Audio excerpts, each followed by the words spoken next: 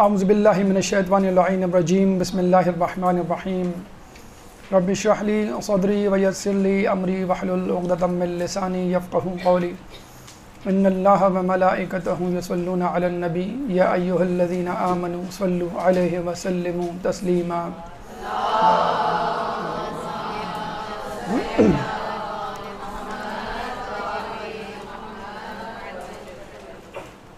زیارت عراق کا سلسلہ جاری ہے اور اس ضمن میں آج ہماری 10ویں نشست ہے۔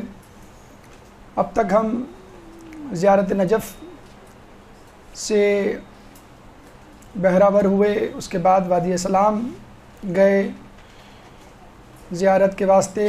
اب ہمارا رخ نجف سے باہر یا اس سے متصل کہہ لیجئے شہر کوفہ ہے، اور جس کی اہمیت وہاں موجود ایک مسجد کی وجہ سے ہے، اور آنے والے دور میں چونکہ امام زمانہ کا دارالخلافہ بنے گا،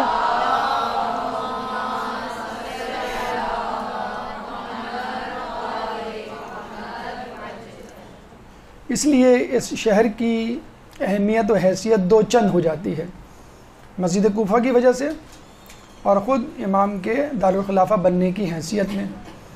تو دیکھا جائے تو کوفہ دو حیثیتوں میں معروف ہے، اہمیت کا حامل ہے۔ ایک تو خود شہر کوفہ اور دوسرا مسجد کوفہ۔ چنانچہ ضروری ہے کہ شہر کوفہ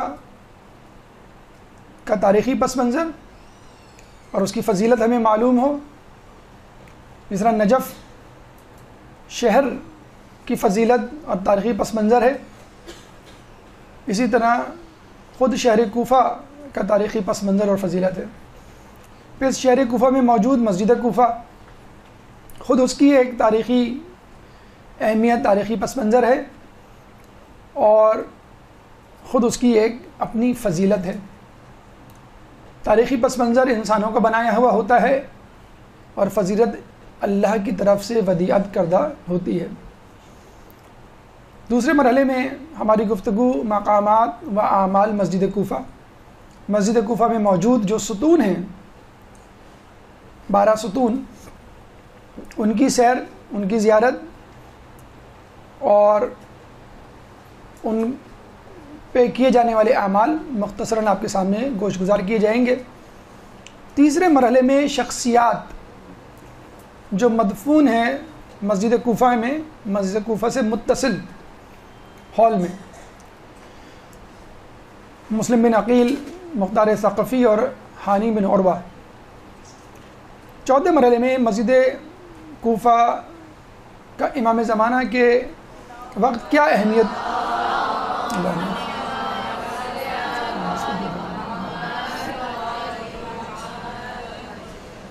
چنانچہ ان مراحل سے گزرتے ہوئے انشاءاللہ ہم شہر کوفہ، مسجد کوفہ، زیارات کوفہ اور اس کی سعادتوں سے بہرمند ہو پائیں گے۔ حصہ اول شہر کوفہ و مسجد کوفہ۔ پہلے ہم شہر کوفہ کے بارے میں گفتگو کریں گے، اس کا تاریخی پس منظر آپ کے سامنے پیش کریں گے، پھر اس کی فضیلت، اسی طرح مسجد کوفہ کا تاریخی پس منظر اور مسجد کوفہ کی فضیلت۔ شہر کوفہ کہ جس میں مسجد کوفہ موجود ہے، نجف سے 10 کلومیٹر دور شمال مشرق میں، اور دریائے فرات کے کنارے، معتدل آب و ہوا کی حامل زرخیز علاقہ جہاں پہ یہ کوفہ موجود ہے۔ اگر ہم تاریخی پس منظر کے حوالے سے بات کریں شہر کوفہ میں، تو سب سے پہلے اس شہر کو بسانے میں سعد بن ابی وقاص اور ان کے لشکر کا آتا ہے کہ جو خلیفہ دویم کے زمانے میں جنگی محاذ پر جا رہے تھے اور آنے جانے میں بہت زیادہ وقت اور پیسہ خرچ ہوا کرتا تھا، لوگوں کا واپس مدینے آنا، پھر سیٹل ہونا، پھر حکم ملنا، پھر دوبارہ جانا. تو انہوں نے سوچا کیوں نہ ہم ایسا بیس بنائیں مدینے سے باہر کہ جہاں سے مختلف مقامات پر ملکوں کے لیے لشکر بھیجے جا سکیں. جیسے آج کل کے دور میں بیس بنائے جاتے ہیں، امریکن بیس، نیٹو کے بیس، یورپین بیس، جو کبھی جزیروں میں ہوتے ہیں، کبھی سمندروں میں ہوتے ہیں اور کبھی ملکوں کی سرزمین میں ہوتے ہیں. چنانچہ یہ کہ فوجی چھاونی تھی جو ملیٹنٹس اور لشکریوں اور سپاہیوں پر مشتمل تھی. تقریباً 1 لاکھ فوجی اس وقت موجود تھے، اور انہوں نے خلیفہ وقت کو خط لکھا کہ ہم کیا کریں، 1 لاکھ کی فوج ہے، اس کو دوبارہ مدینے لانا، پھر انتظار کرنا حکم ثانی کا، پھر دوبارہ چلے جانا، ایک مشکل کام ہے. تو فیصلہ یہ ہوا کہ آپ مدینے سے باہر عراق میں ہی کوئی ایسی جگہ ڈھونڈ لیجئے کہ جہاں پہ ان لشکریوں سپاہیوں کی رہائش، کھانے پینے کا بندوبست ہو سکے، اور پھر وہیں سے لشکروں کی آمد و رفت مختلف ممالک میں محاذ پر بھیجی جا سکے. چنانچہ 1 لاکھ فوجیوں کو سیٹل کروایا گیا. پہلے موصل گئے، اس کے بعد مدائن، پھر بصرہ. لیکن یہ علاقے اپنی شدت حرارت کی وجہ سے ان کو مناسب نہ لگے. کوفہ ایک معتدل آب و ہوا پر مشتمل شہر تھا، دریا کے کنارے تھا، زرخیز تھا، تو یہ علاقہ ان کو بہتر لگا. چنانچہ یہاں پر گھر بسائے گئے. اب چونکہ وہ کنٹونمنٹ بورڈ یا یوں کہہ لیجئے چھاونی، فوجی چھاونی طرز کی رہائش تھی، تو پختہ عمارت بنانے کی بجائے انہوں نے لکڑیوں کے، چٹائیوں کے، بانسوں کے گھر بنانے شروع کر دیے. اور لکڑی آپ کو معلوم ہے آگ بڑی آسانی سے پکڑ لیتی ہے، اور اس زمانے میں آگ جلا کر لکڑیوں سے یا جھاڑ یا پودوں سے کھانا پکایا جاتا تھا.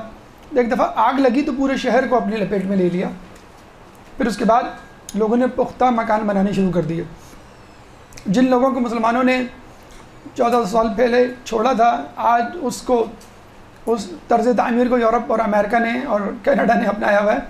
ابھی ہمارے ایک دوست کے گھر میں آگ لگی، پورا گھر جل کے خاکستار ہو گیا. ہم نے کہا کیسا نازک اور کمزور گھر تھا کہ پورا گھر جل گیا. تو انہوں نے بتایا کہ یہاں پہ گھر جو ہے لکڑی کے ہوتے ہیں، دروازے کھڑکیاں لکڑی کے ہوتے ہیں، اور در و دیوار سیمنٹ کے نہیں ہوتے بلکہ ہارڈ بورڈ کے ہوتے ہیں، جو ہمارے یہاں ٹیبلز وغیرہ میں یوز ہوتے ہیں، فرنیچر میں یوز ہوتے ہیں، ہارڈ بورڈ. اور 2 ہارڈ بورڈ کے درمیان بھوسا بھرا ہوا ہوتا ہے. اگر آگ لگی تو گھر فوراً لپیٹ میں آ جاتا ہے. اس لیے وہاں پہ ہلکی سی بھاپ یا دھواں بھی ہو تو فوراً الارم بج جاتا ہے فائر کا. بہرحال جب یہ آتش زدگی ہوئی تو پھر لوگوں نے پختہ مکانات شہر کوفہ میں بنانے شروع کر دیے. یہ پہلی آباد کاری تھی، یہ پہلی رہائشی جسے کہتے ہیں منصوبہ بندی تھی جو اس وقت کی گئی. پھر خلیفہ سویم، پھر خلیفہ چہارم یعنی ہمارے امام امیر المومنین مولا کائنات حضرت علی ابن ابی طالب اللہم صلی علی محمد و محمد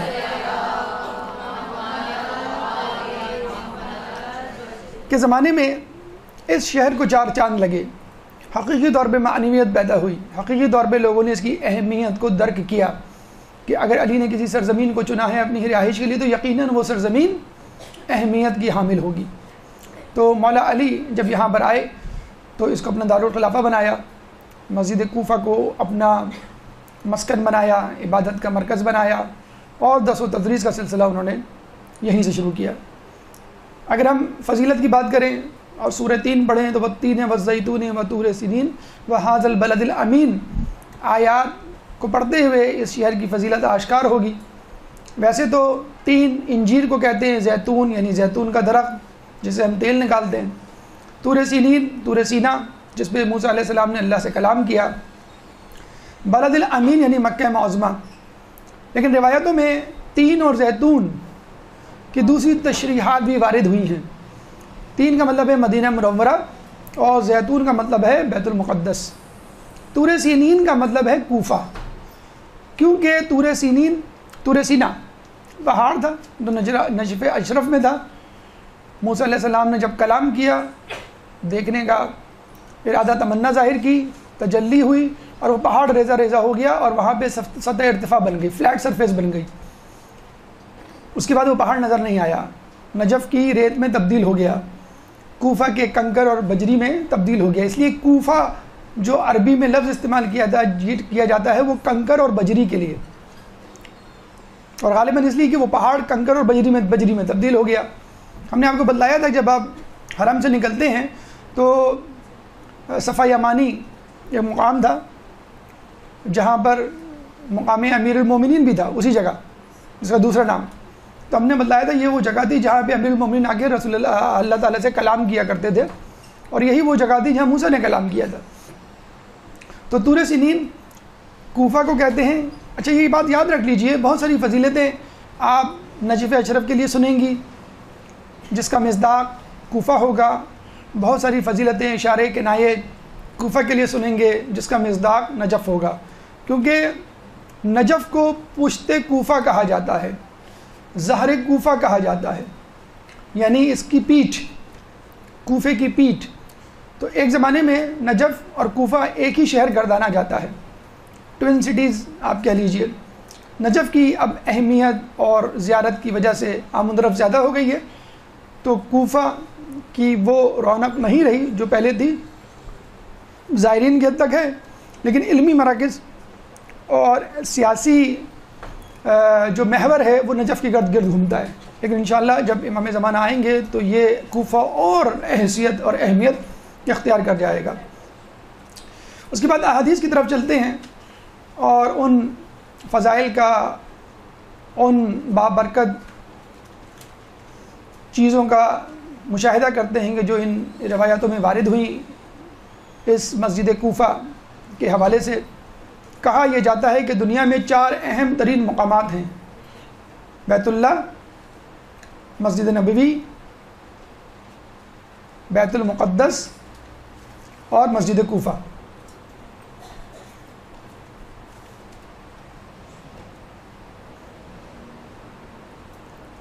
چنانچہ ان شہروں کے بارے میں کہا جاتا ہے کہ 1 درہم یہاں پہ صدقہ کرنا 100 درہم صدقہ کرنے کے برابر ہے، اور 2 رکعت نماز پڑھنا 100 رکعت نماز پڑھنے کے برابر ہے۔ گویا اللہ تعالیٰ چاہتا ہے کہ ان 4 مقامات پر آمد و رفت رہے۔ نمبر 2، ان 4 مقامات پر خوشحالی برقرار رہے۔ جتنا لوگ یہاں پہ خرچہ کریں گے اتنا ہی زیادہ یہاں کے لوگ خوشحال ہوں گے، اور اتنا ہی زیادہ جو ہے لوگ یہاں پر رہائش اختیار کریں گے، آمد و رفت رکھیں گے، تاکہ لوگوں کی توجہ آنے والے ایام کی طرف مرکوز رہے کہ جب یہ شہر کوفہ مرکز ہوگا تمام امیدوں کا اور تمام خوشحالی کا اور ترقی کا۔ مسجد کوفہ کی ڈائمنشن اگر آپ سمجھیں تفصیل کے ساتھ تو اس کی لمبائی 110 میٹر، چوڑائی 101 میٹر، تقریباً اسکوائر کہہ لیجیے آپ، مربع تقریباً، رقبہ 11,110 میٹر اسکوائر، 10 میٹر اونچی دیواریں، کھلی فضا کا رقبہ 5,642 5642، شبستانوں یعنی کوریڈورز جو کہ ڈھکے ہوئے ہیں چھت سے وہ ہیں 5,520 میٹر، ستونوں کی تعداد 187 187، میناروں کی تعداد 4 اور اونچائی ان میناروں کی 30 میٹر۔ تاریخی پس منظر اگر ہم کوفے کا دیکھیں، مسجد کوفے کا، تو اس کو سب سے پہلے حضرت آدم علیہ السلام نے آباد کیا۔ آدم علیہ السلام جب آئے تو یہاں پہ انہوں نے عبادت کی اور یہاں پہ توبہ کی، اور یہیں پہ ان کی توبہ کو قبول کیا گیا۔ پھر اس کے بعد یہی وہ جگہ تھی کہ جہاں پہ حضرت نوح علیہ السلام نے اپنی کشتی بنائی۔ مسجد کوفہ ہی حضرت نوح علیہ السلام کا گھر تھا، اور یہیں پر انہوں نے اپنے اصحاب کو جمع کیا تھا۔ کہتے ہیں کہ جب یہ فیصلہ کرنا پڑا کہ لشکریوں کو کہاں رکھا جائے، تو سلمان فارسی اور حذیفہ یمانی کو کہا گیا کہ آپ جگہ تلاش کریں، آپ کی متعین کردہ جگہ کو ہم اپنا مسکن بنائیں گے۔ تو سلمان فارسی دریائے فرات کے مغربی کنارے اور حذیفہ یمانی دریائے فرات کے مشرقی کنارے چلتے چلے گئے، میلوں دور چلے لیکن ان کو کوئی جگہ نظر نہیں آئی، تھک ہار کے ایک جگہ بیٹھ گئے، اور جہاں بیٹھے انہوں نے کہا کہ یہی جگہ ہمیں زیادہ مناسب لگتی ہے، 2 رکعت نماز پڑھی اور پھر وہاں پہ مسجد بنائی، دعا کی اللہ اس جگہ کو استقامت کا، سلامتی کا، ترقی کا مرکز و محور بنا، اور جہاں مسجد بنی وہی مسجد، اسی جگہ بننے والی مسجد مسجد کوفہ کہلائی۔ اس کے بعد صحیح معنوں میں اس مسجد کی معنویت، اہمیت، حیثیت کو 4 چاند اس وقت لگے جب چوتھے خلیفہ مسلمانوں کے ہمارے پہلے امام امیر المومنین اس شہر میں وارد ہوئے۔ اللہم صلی علی محمد وعلی محمد۔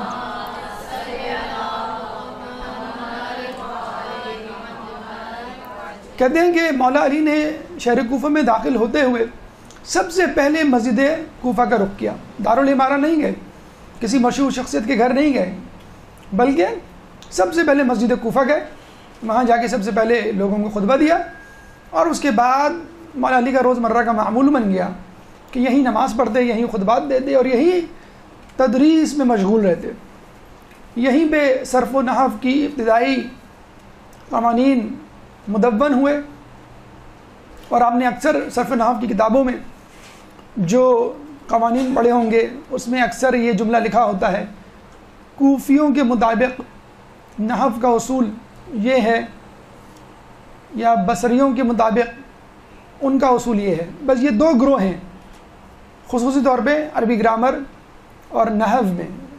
عربی گرامر 2 حصوں پر مشتمل ہے، صرف اور نحو۔ نحو میں جو گفتگو ہوتی ہے، بحث ہوتی ہے، اس میں 2 گروہ زیادہ مشہور ہیں۔ جیسے ہم کہہ سکتے ہیں کہ آج کل کے دور میں انگلینڈ اور امریکہ 2 تھیولوجی، 2 آئیڈیالوجی یا 2 تھیوریز چلتی ہیں ہر معاملے میں، میڈیکل ہو، انجینئرنگ ہو، آئی ٹی ہو۔ تو اس زمانے میں نحو میں اور دیگر علوم میں بصرہ اور کوفہ والوں کے گروہ یا بصرہ اور کوفہ کے علماء کی جو ہے وہ باتیں، گفتگو، منطق اور دلائل معتبر مانے جاتے تھے۔ تو کوفہ اور بصرہ یہیں پہ مولا علی کے زیادہ اسٹوڈنٹس تھے، اور کوفہ اس میں نمایاں تھا۔ تو جس طرح مدینہ کو، مسجد نبوی کو چھٹے امام جعفر صادق علیہ السلام نے اللہم صلی علی محمد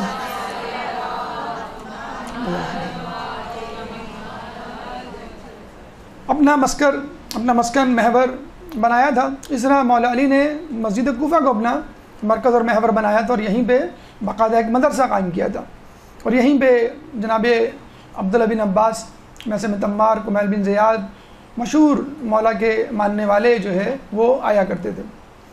فضیلت مسجد کوفہ کی اگر ہم بیان کریں، امام علی کی نظر میں ایک طویل حدیث میں جس کا خلاصہ، جس کا مفہوم کچھ یوں ہے کہ مولا فرماتے ہیں کہ کوفہ والوں، اللہ نے تم کو ایک ایسی مسجد دی ہے جو کسی کو نہیں دی۔ یہ آدم علیہ السلام، الیاس علیہ السلام، خضر علیہ السلام، نوح علیہ السلام، ابراہیم علیہ السلام کا مسکن اور مصلی ہے، اور گویا میں دیکھ رہا ہوں کہ یہ مسجد 2 کپڑوں میں قیامت کے دن ان مومنین کی شفاعت کروا رہی ہوگی کہ جو اس مسجد میں نماز پڑھیں گے۔ اللہم صلی علی محمد۔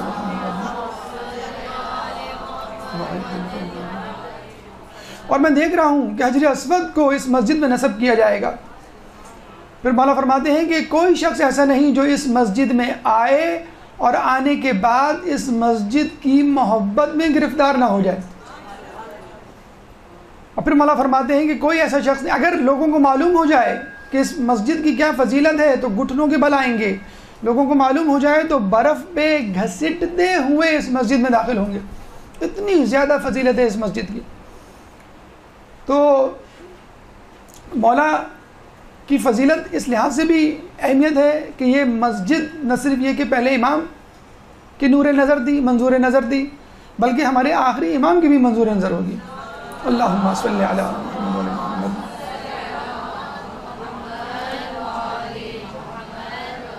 یقیناً جس طرح بیت اللہ کے بارے میں کہا جاتا ہے کہ جب آدمی پہلی مرتبہ اس کو دیکھتا ہے تو اپنے ہوش و حواس میں نہیں رہتا، کھو جاتا ہے اس کے حسن میں، بالکل اسی طرح اس وقت اور ہمیشہ سے خصوصی طور پہ اس وقت مسجد کوفہ کا حسن اور جمال اور اس کا سحر جو ہے اپنے عروج پر ہے، خصوصاً صبح کے وقت، خصوصاً رات کے وقت ایک عجیب سما، ایک عجیب روح پرور منظر ہوتا ہے۔ اگر آپ اس کے صحن میں کھڑے ہوں یا بیٹھے ہوئے ہوں آپ کو نظر آئے گا، محسوس ہوگا باقاعدہ، جیسے بارش ہوتی ہے تو بارش کے قطرے آپ کے کپڑے گیلے کرتے ہیں، ایک نور کی بارش ہو رہی ہوتی ہے، جس سے آپ کو اپنا بدن، اپنی روح تر و تازہ ہوتی ہوئی نظر آتی ہے اور وہاں سے جانے کا جی نہیں چاہتا. اتنا روح پرور منظر ہے.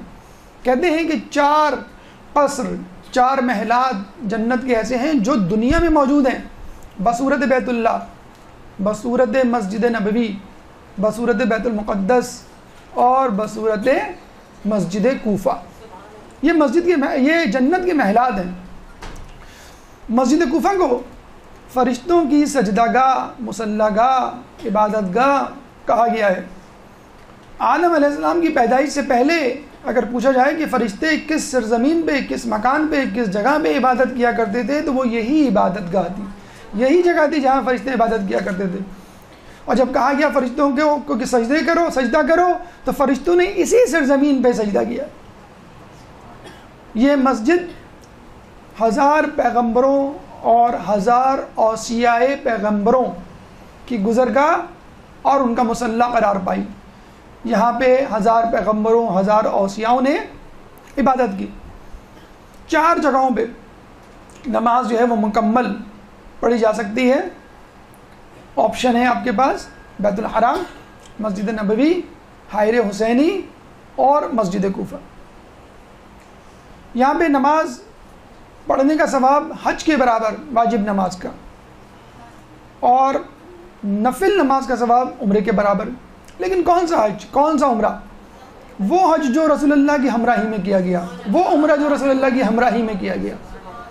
اتنا زیادہ ثواب اس مسجد میں واجب اور نفل دونوں نمازوں کا. ایک نماز فرادہ نماز 70 نمازوں کے برابر. اور اس مسجد میں نمازیں پڑھی جانے والی دیگر مساجد میں پڑھی جانے والی نمازوں سے 1000 گنا زیادہ. مسجد کوفہ میں پڑھی جانے والی نماز 1000 گنا زیادہ اور جگہوں پر پڑھی جانے والی نماز سے. جس طرح بیت اللہ کو اللہ کا حرم کہا جاتا ہے، جس طرح مسجد نبوی کو رسول اللہ کا حرم کہا جاتا ہے، اسی طرح کوفے کو، مسجد کوفہ کو امیر المومنین کا حرم کہا جاتا ہے. اللہم صلی علی محمد و آل محمد.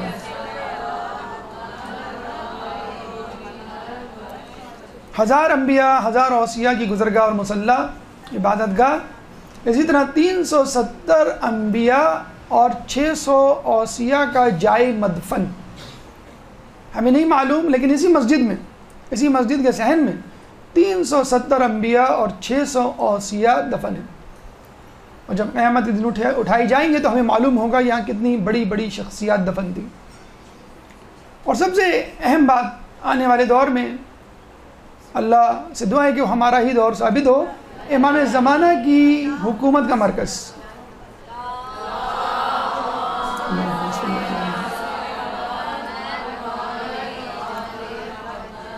جس طرح مولا علی اپنے زمانے میں مسجد کوفہ میں قضاوت کا عہدہ سنبھالے ہوئے تھے، لوگوں کے مسئلے مشکلات حل کیا کرتے تھے، اسی طرح امام زمانہ بھی اس مسجد میں لوگوں کے مسائل حل کریں گے.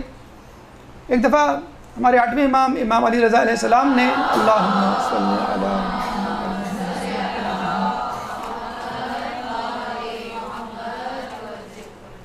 نے فرمایا، کسی شخص سے پوچھا کہ تم کہاں رہتے ہو؟ اس نے کہا میں کوفے میں رہتا ہوں. امام نے کہا کہ تم تو بہت اچھی جگہ رہتے ہو. اور پھر کہا کہ وہ نوح علیہ السلام کا گھر ہے. تمہیں نہیں معلوم کہ اگر کوئی شخص اس میں 100 مرتبہ داخل ہو، 100 مرتبہ استغفار کرے تو اللہ تعالیٰ اس کو 100 مرتبہ بخشتا ہے.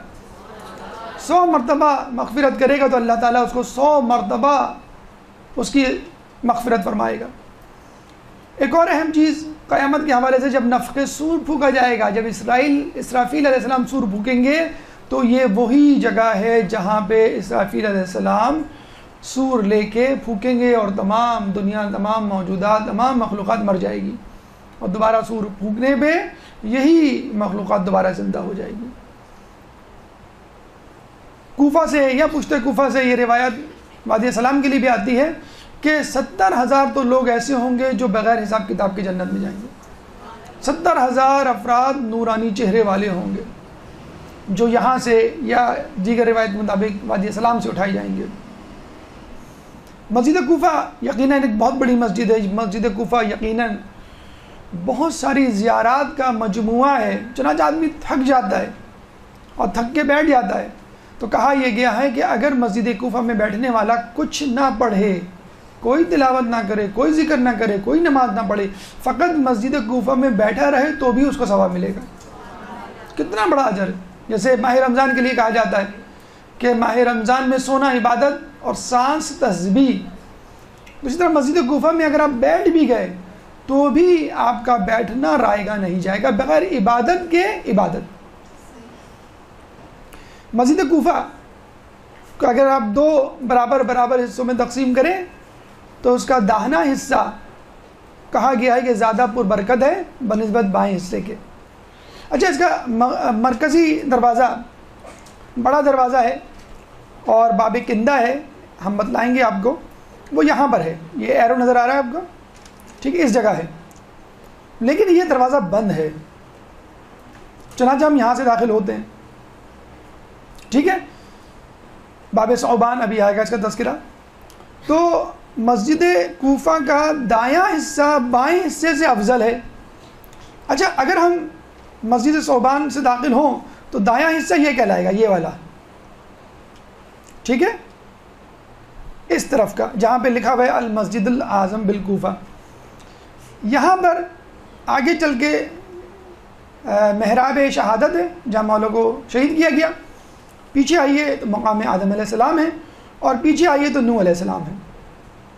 اچھا، اب آپ یہ کہیں گے بھائی یہ تو آپ نے جو آدھا حصہ کیا ہے دایاں حصہ، وہ تو باب ثعبان یعنی یہاں سے داخل ہوتے ہوئے کیا ہے، ٹھیک ہے، لیکن اگر آپ یہاں سے داخل ہوں، باب کندہ جو مرکزی دروازہ ہے جو آج کل بند ہے، یہاں سے داخل ہوں گے اور یہاں سے اگر اس کو 2 حصوں میں تقسیم کریں تو اتفاقاً وہی چیزیں دوبارہ آئیں گی، یہاں پر وہی محراب شہادت آئے گی، یہاں پر مقام آدم آئے گا، اور یہ نوح کا کنواں، اتفاقاً کہ وہی چیزیں تبدیل نہیں ہوں گا، چاہے آپ باب کندہ سے داخل ہوں جو کہ مرکزی دروازہ ہے لیکن آج کل بند ہے، کافی عرصے سے بند ہے، باب ثعبان سے آج کل داخل ہوا جاتا ہے، اور لوگوں کو معلوم ہی نہیں، لوگ سمجھتے ہیں کہ شاید یہی مرکزی دروازہ ہے، مرکزی دروازہ باب کندہ ہے، لیکن دونوں دروازوں سے داخل ہوں اور اس کو 2 حصوں میں تقسیم کریں تو دونوں صورتوں میں جو دایاں حصہ ہے اس میں محراب شہادت، مقام آدم اور مقام نوح، اور ان تینوں ہی کی سب سے زیادہ فضیلت ہے، اور آدم علیہ السلام کے حوالے سے مقام آدم کے، کیونکہ مقام آدم میں خود مولا علی بھی عبادت کیا کرتے تھے، تو جو 12 ستون ہم ابھی پڑھنے جا رہے ہیں اس میں مقام آدم کی بہت بڑی فضیلت وارد ہوئی ہے، تو دونوں صورتوں میں دایاں حصہ ان تینوں مقامات کو لیے ہوئے ہوگا، اور تینوں مقامات سب سے زیادہ اہم سمجھے جاتے ہیں۔ مولا فرماتے ہیں کہ اگر لوگوں کو مسجد کوفہ کی اہمیت کا اندازہ ہو جائے تو وہ بچوں کی طرح گھٹنوں کے بل چل کر آئیں، اتنی زیادہ اہمیت ہے۔ ہم بسوں میں جاتے ہیں، کبھی پیدل جائیں گے تھک جائیں گے، یہاں کہا جا رہا ہے گھٹنوں کے بل، اور پہلی والی روایت میں کیا کہا گیا کہ لوگوں کو اگر مسجد کوفہ کی اہمیت کا اندازہ ہو جائے تو وہ برف پر رینگتے ہوئے آئیں گے، اس کی ٹھنڈک، اس کی تکلیف برداشت کر لیں گے، لیکن کوشش کریں گے کہ اس مسجد تک پہنچ جائیں۔ اب آئیے حصہ دویم کی طرف، مقامات و اعمال مسجد کوفہ۔ مسجد کوفہ کے جو اعمال ہیں سب سے زیادہ تھکا دینے والے اعمال ہیں، اور لوگ جب جاتے ہیں تو لگتا ہے جیسے حج پہ یا عمرے پہ غار حرا آپ جاتے ہیں تو واپس آ کے یا تو بیمار پڑ جاتے ہیں، کم از کم 1 دن تک بے ہوش ہو جاتے ہیں، سمجھتے ہیں کہ بس یہ چھوٹا سا پہاڑ ہوگا 2 گھنٹے میں واپس، 5 گھنٹے لگ جاتے ہیں اترنے چڑھنے میں۔ تو مسجد کوفہ کا بھی یہی ہے، تقریباً 5 گھنٹے لگ جائیں گے آپ کو وہاں جانے میں، وہاں پہ اعمال کرنے میں۔ بہتر طریقہ یہ ہے، مطلب خود زائرین کے لیے بھی اور کاروان والوں کے لیے بھی، کہ فریش لے کے جائیں لوگوں کو، اس سے پہلے کوئی زیارت نہیں ہونی چاہیے، بلکہ ہوتا یہ ہے کہ جب آ رہے ہوتے ہیں تو بیت علی کی زیارت کرتے ہوئے آتے ہیں، میسے میں تمار کی زیارت کرتے ہوئے آتے ہیں، وہ بھی نہ کریں آپ، مسجد حنانہ سے ہوتے ہوئے آتے ہیں، نہیں، ڈائریکٹ مسجد کوفہ آئیں، یہاں پہ اعمال کریں، پھر اس کے بعد آپ باقی چیزیں ٹچ کریں، کیونکہ اگر آپ نے 2-3 جگہوں پہ، آدمی فطرت ہے انسان کی، شروع میں جوش و خروش ہوتا ہے، بیت علی چھوٹا سا ہے لیکن بڑے جوش و خروش میں گھوم رہا ہوتا ہے اور چکر لگا رہا ہوتا ہے، چھوٹا سا گھر ہے، اور جب وہی ظاہر جو ہے کوفہ میں، مسجد کوفہ میں آتا ہے، اتنی بڑی مسجد دیکھ کے حیران رہ جاتا ہے، پریشان ہو جاتا ہے، جب بتایا جاتا ہے یہاں پہ جو ہے وہ 12 ستون ہیں، 3 شخصیات ہیں، اور وہ یہ اعمال ہیں، تو پریشان ہو جاتا ہے۔ اب لوگوں کی سستی کاہلی کا یہ حال ہو گیا ہے کہ کاروان والے بتلا دیتے ہیں انگلی سے، یہ مقام نوح ہے، یہ مقام ابراہیم، یہ وہ ہے، کیا کریں بس یہیں بیٹھ جاؤ ہم اعمال کروا دیں گے۔ وہاں پہ کسی کو ہائر کر لیتے ہیں عربی کو، یا خود کاروان میں مولانا صاحب وہ جلدی جلدی ساری دعائیں ایک ہی جگہ سارے اعمال کر لیتے ہیں، تو بہرحال وہ روحانیت نہیں رہتی، وہ استفادہ آپ نہیں کر سکتے۔ ہر مقام کی اپنی ایک سعادت ہوتی ہے، ہر مقام پر مختلف قدم، کسی مقام پر نوح علیہ السلام کے قدم، کسی پہ جبرائیل کے پر لگے، کسی پہ مولا علی کے، کسی پہ چوتھے امام کے، تو مختلف مقامات ہیں۔ بہتر یہی ہے، افضل یہی ہے، ہر مقام کی جو عبادت ہے اسی مقام پر انجام دی جائے۔ ہر مقام کی اپنی اہمیت ہے۔ تو اس کو جس طرح ہم نے نجف میں حرم نجف، حرم مولا کے بارے میں تفصیل پڑھی تھی اور کہا تھا اس کو آپ یاد کر لیجئے، اور جب آپ یاد کر لیں گے تو جب آپ جائیں گے تو آپ کو اندازہ ہو جائے گا میرے دائیں بائیں آس پاس کیا ہے۔ اس طرح آپ اس چارٹ کو یاد کر لیجئے، کم از کم یہ جو 12 ستون ہیں، 12 مقامات ہیں، یہ آپ کو ازبر ہونا چاہیے۔ 12 + 3 شخصیات ہیں، 15 اسپاٹس ہیں جہاں پہ آپ کو جانا ہے اور اعمال انجام دینے ہیں۔ انہی کو اب ہم ڈسکس کرنے جا رہے ہیں ایک ایک کر کے، ان کا تاریخی پس منظر، فضیلت اور اعمال جو آپ کو وہاں کرنے ہوں گے۔ یہ پہلے دیکھ لیجئے کہ یہ مسجد کا جو ہے محل وقوع اور اس کی انٹری اور ایگزٹ اور مقامات دیکھیے۔ یہ ہے باب الکندہ، باب کندہ، یہ مرکزی گیٹ ہے جو عموماً بند رہتا ہے۔ تو آپ آئیں گے یہاں سے، ٹھیک ہے، یہاں بیت علی ہے، پھر دارالعمارہ ہے، پھر یہاں سے ہوتے ہوئے جب آپ آئیں گے تو الٹے سیدھے ہاتھ پہ ٹرن ہوں گے، تو یہاں پہ جو پہلا گیٹ ہوگا باب ثعبان، ثعبان کہتے ہیں اسنیک یا اژدہے کو، اور یہ ہے باب الانمات۔ انمات بھی بعض وقت کھلا رہتا ہے، لیکن باب ثعبان سے انٹری دخول کی زیادہ فضیلت ہے، لوگ یہیں سے داخل ہوتے ہیں، ٹھیک ہے۔ پہلا مقام مقام حضرت ابراہیم، پہلا ستون، چھوٹے چھوٹے چبوترے ہیں، منڈیر ہے، اس کو سلیس ٹھیٹ اردو میں ہم کہیں منڈیر، چبوترے، عربی میں دکات یا دکا اس کو کہتے ہیں، ستون بھی آپ کہہ سکتے ہیں۔ تو پہلا ستون مقام حضرت ابراہیم ہے، دوسرا ستون ہم ایک ایک ڈسکس کریں گے، اتنے آپ میں پریشان مت ہوئیے گا، لیکن ایک ذہن میں خاکہ کم از کم ہونا چاہیے۔ دوسرے نمبر پہ مقام حضرت خضر، تیسرے نمبر پہ دکۃ القضا، چوتھے نمبر پہ بیت الدشت، پانچویں نمبر پہ مقام کشتی نوح، چھٹے نمبر پہ دکۃ المعراج، ساتویں نمبر پہ مقام حضرت آدم علیہ السلام، آٹھویں نمبر پہ مقام جبرائیل، نویں نمبر پہ مقام امام سجاد، 10ویں نمبر پہ مقام حضرت نوح، 11ویں نمبر پہ محراب شہادت امیر المومنین، اور 12ویں نمبر پہ مقام امام صادق علیہ السلام۔ اللہم صلی اللہ علیہ۔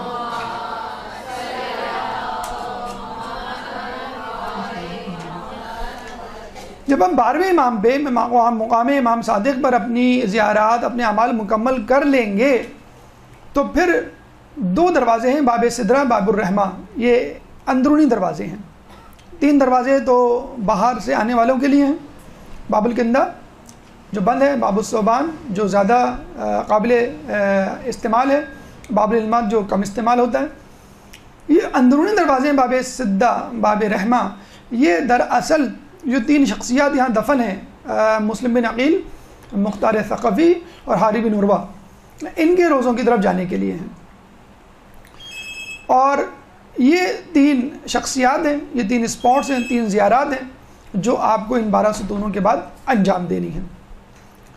اگر آپ تھوڑا سا تفصیل میں جانا چاہیں اور ہمت و حوصلہ پکڑیں تو ہم ان دروازوں کی بھی شناسائی کرواتے ہیں جو عموماً بند ہیں یا لوگوں کو معلوم نہیں ہے۔ تو جیسے ہم نے کہا کہ 3 بیرونی دروازے ہیں، 2 اندرونی دروازے ہیں، تو ان دروازوں کے نام بھی مختلف زمانوں میں مختلف تھے۔ در حجت، در کندہ کو کہا جاتا ہے، در ثعبانی تھا، در انمات یا باب انمات کو در رحمت بھی کہا جاتا تھا ایک زمانے میں، یہ پرانے نام ہیں۔ باب سدہ، باب رحمہ، باب سدہ کو در اشتر اور باب رحمہ کو در ازدی بھی کہا جاتا تھا۔ اچھا، اگر آپ چاہتے ہیں ہانی بن عروہ، یہ ہانی بن عروہ کا روضہ ہے، باہر سے کھڑے ہوئے ہیں آپ اور آپ کو چاہیے صرف ہانی بن عروہ کی زیارت، تو آپ در مراد پہ آ جائیں اور یہاں سے داخل ہو کر ہانی بن عروہ کی زیارت کر کے واپس نکل آئیں۔ اگر آپ چاہتے ہیں مسلم بن عقیل کی زیارت کرنا تو در سوعہ وہاں سے داخل ہوں، ڈائریکٹ مسلم بن عقیل کی زیارت کریں اور مختار ثقفی کی بھی زیارت کر لیں۔ اور اگر آپ چاہتے ہیں ان تینوں کی زیارت کریں تو ایک بیرونی دروازہ ہے در عقیل، جو کہ آپ کہہ سکتے ہیں کہ باب کندہ کے تقریباً اپوزٹ میں ہے در عقیل، یہاں پہ داخل ہو، پہلے سیدھے ہاتھ پہ مڑ کے ہانی بن عروہ کی زیارت کریں، پھر الٹے ہاتھ پہ در حمیدہ سے داخل ہو کر مسلم بن عقیل اور مختار ثقفی کی زیارت کریں۔ لیکن ان تمام دروازوں کی جسے کہتے ہیں کہ کنفیوژن میں پڑھنے سے بہتر یہ ہے کہ باب ثعبان کو یاد رکھیں۔ ایگزیکٹلی آپ کا یہ روڈ ہوگا جو محسن تمار سے آپ آئیں گے بیت علی اور دارالامارہ، اور اس کے بعد یہ وہ پلیٹ فارم یا فٹ پاتھ ہوگا کہ جہاں سے آپ پیدل چلتے ہوئے آئیں گے، یہاں پہ جوتے چپل موبائل وغیرہ رکھنے کے لیے اسٹالز ہوں گے، اور یہاں پہ آ کے آپ سیدھے ہاتھ پہ مڑ جائیں گے۔ جیسے سیدھے ہاتھ پہ مڑیں گے جو پہلا دروازہ تھا ثعبان، یہاں پہ سب سے زیادہ ہجوم ہوتا ہے، اسی سے آپ اندر جائیں گے اور عموماً اسی سے آپ واپس نکلتے ہیں۔ ویسے تو 3 دروازے یہ ہیں، 1 2 3 دروازے یہ ہیں، اگر ہم داخلی دروازوں کو ملا لیں 3 دروازے یہ ہیں، 9 یا 10 دروازے ہیں تقریباً، لیکن در ثعبان بس جو ہے سب سے امپورٹنٹ ہے۔ روایتوں میں بھی آیا ہے کہ یہیں سے داخل ہو، باقاعدہ دعا ہے یہیں سے داخل ہونے کی، جیسے ہم نے کہا تھا کہ باب ذہب، باب کبیر مولا کے حرم میں داخل ہونے کے لیے وہاں سے آپ انٹری دیں پائنتی کی طرف، اور پھر جو ہے جتنا بھی آپ کو مقامات کو دیکھنا ہے وہاں سے جائیں۔ تو باب ثعبان کو آپ یاد رکھیں، بس آپ کی ایک معلومات کے لیے، کیونکہ ہو سکتا ہے آئندہ آنے والے دنوں میں یہ جو باب کندہ ہے یہ کھل جائے، در عقیل ہے یا دیگر جو باب ہیں وہ کھل جائیں اور آپ کنفیوز ہوں۔ در ثعبان یا باب ثعبان آپ کو یاد رکھنا ہے۔ جس طرح نجف اشرف شہر میں داخل ہونا ہی ایک سعادت ہے، جس طرح مکہ مکرمہ میں داخل ہونا ہی ایک سعادت ہے، چاہے جائے کہ بیت الحرام مسجد نبوی میں تو ہے ہی سعادت، لیکن خود شہر مدینہ ایک فضیلت رکھتا ہے۔ اسی طرح کوفے کی مسجد میں داخل ہونا ایک سعادت ہے، لیکن اس سے پہلے خود کوفے کے شہر میں داخل ہونا یہ بھی ایک بہت بڑی سعادت ہے۔ چنانچہ اسی لیے روایتوں میں دعائیں منقول ہیں کہ جب آپ کوفے کے شہر میں داخل ہوں تو عموماً لوگ جو ہیں وہ بس میں ہوتے ہیں اس وقت۔ کوفے میں تو نجف میں تو یہ ہوتا ہے کہ کافی ڈسٹینس پہ آپ کو اتار دیا جاتا ہے، پھر وہاں پہ آپ اتر کے آگے جاتے ہیں دعا پڑھتے ہوئے۔ کوفے میں آپ ایک دم سے اندر داخل ہو جاتے ہیں، لوگوں کو احساس نہیں ہوتا تو وہ دعا نہیں پڑھ پاتے۔ تو دخول شہر کوفہ بھی جو ہے وہ معنویت رکھتا ہے، اور دعا ہے کہ شہر کوفہ میں داخل ہوتے ہوئے جو پڑھی جانی چاہیے کتابوں میں مل جائے گی۔ ہم یہاں پہ تمام دعائیں الف سے یا تک تو نہیں لکھ سکتے، لیکن جو ابتدائی جملے ہیں ہر دعا کے وہ اشارتاً کنایتاً آپ کو دے رہے ہیں کہ اگر آپ کو ڈھونڈنا ہو تو اس میں مشکل نہ ہو، مفادی میں بھی مل جائیں گی، اور جو زیارات کی کتابیں کاروان والے لے کے جاتے ہیں اس میں بھی مل جائیں گی۔ بہتر یہی ہے کہ کاروان والوں کی جو زیارت کی کتابیں وہ اپنے پاس رکھیں، کیونکہ جب آپ کو اجتماعی اعمال کروائے جاتے ہیں تو مولانا صاحب اسی کتاب سے پڑھتے ہیں، وہی صفحہ نمبر وہ دہرا رہے ہوتے ہیں اور اسی ترتیب سے آپ آگے جا رہے ہوتے ہیں۔ لیکن ٹھیک ہے، اچھی بات ہے اگر آپ کے پاس مفاتی ہو یا کوئی ڈیٹیل کتاب ہو زیارت کی، جیسے ہم نے رہنمائی مصور ایک آپ کو بتلائی تھی جو ایک البم کی صورت میں ہے فارسی میں، اگر وہ بھی رکھ لیں تو کوئی ایسا مذائقہ نہیں ہے۔ اگر آپ تفصیلی طور پہ کرنا چاہ رہے ہیں یا آپ بار بار جا چکے ہیں تو آپ مزید جو ہے وہ سکون سے کرنا چاہتے ہیں اعمال اور ہر جگہ کے، تو بسم اللہ و باللہ و فی سبیل اللہ و علی ملت رسول اللہ، یہ دعا ہے جو شہر کوفہ میں داخل ہوتے ہوئے آپ کو پڑھنی ہے۔ جب کوفے کے شہر میں داخل ہو گئے اور مسجد کی طرف آپ قدم بڑھا رہے ہیں تو مسجد کی طرف قدم بڑھاتے ہوئے اللہ اکبر ولا الہ الا اللہ والحمد للہ وسبحان اللہ یہ دعا پڑھتے ہوئے آپ کو جانا ہے۔ اور جب مسجد کے دروازے، کون سے دروازے ہیں؟ باب ثعبان، جہاں پہ انٹری، جہاں پہ دخول زیادہ افضلیت رکھتا ہے، تو السلام علی سیدنا رسول اللہ ہے، اور ایک پوری دعا ہے جو اس کے گیٹ پہ بیٹھ کے کھڑے ہو کے آپ کو پڑھنی ہے۔